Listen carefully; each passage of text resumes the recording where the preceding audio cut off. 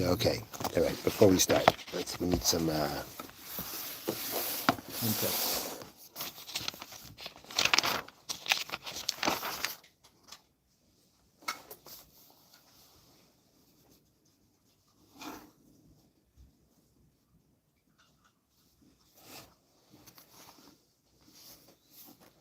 It's towards the end of the Mishnah where it says Hayu Hani Zoikin.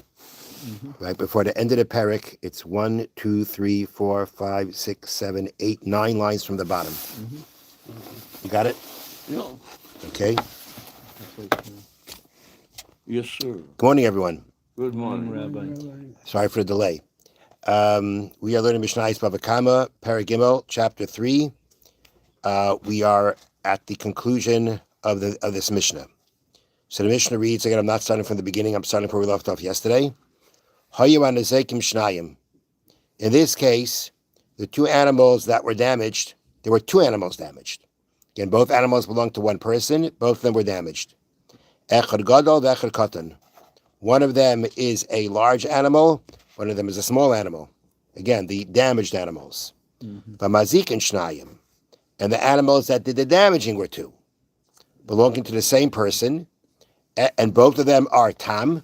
Both of them are animals that the owner only pays chatzi nezek from the body of the animal that damages itself. And the mazikim shnayim, and the damagers were two. Echad gadol ve'echad katan. One is large, one is small. So again, two animals were damaging, one large, one small. Two animals got damaged, one large, one small. Hanizek oimer, the one who got damaged, says, gadol hizek asa gadol. The large animal damaged the large animal, the katan asa katan, and the small animal damaged a small animal. Now, the large animal is, because it's larger, right, the chances of the chatzi nezek, of the animal that got damaged, is going to be, it will able to be covered because it's a large animal.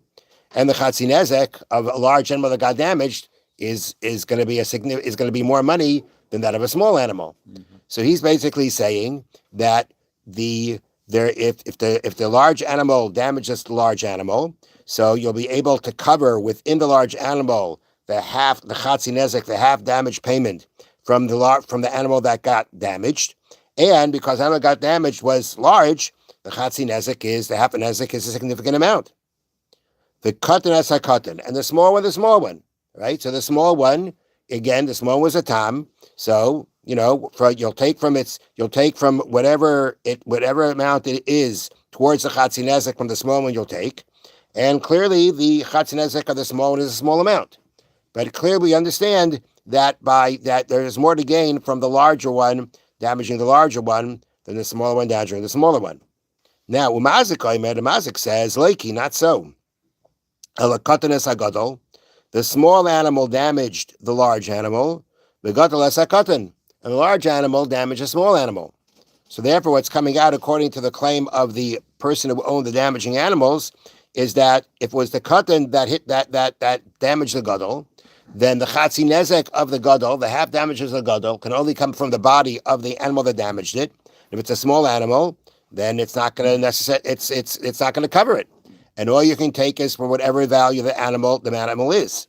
Now the gadol katan, the large animal, the small one. Now the large animal may be able to cover the chatzi nezek, the half damage of the small animal, but clearly the half damage of the small animal is less than the half damages of the large animal, and therefore the nizik is trying to say you owe me more money, and the master trying to say no, I don't. I owe you less money. That's the first case. Next case is echad tam ve'echad muad. We're talking about now of the two animals that damaged. One of them was a tam, one of them was a muad. So the animals that got damaged, whatever they are, they could be the same size. And the size is not the issue here. Here the issue is that the two animals that damaged, one was a tam, one was a muad. One you only pay half damages for its actions. The other one you pay full damages for its actions. So Anizak Aimer, the one that got damaged, says muad hizik es agadol. It was the muad, the one that already would be that's its nature has become to damage. The payment is the full is the full amount.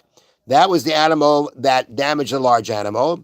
The tam es katan, And the tam, the animal that you only pay half nezek for, it damaged a smaller animal.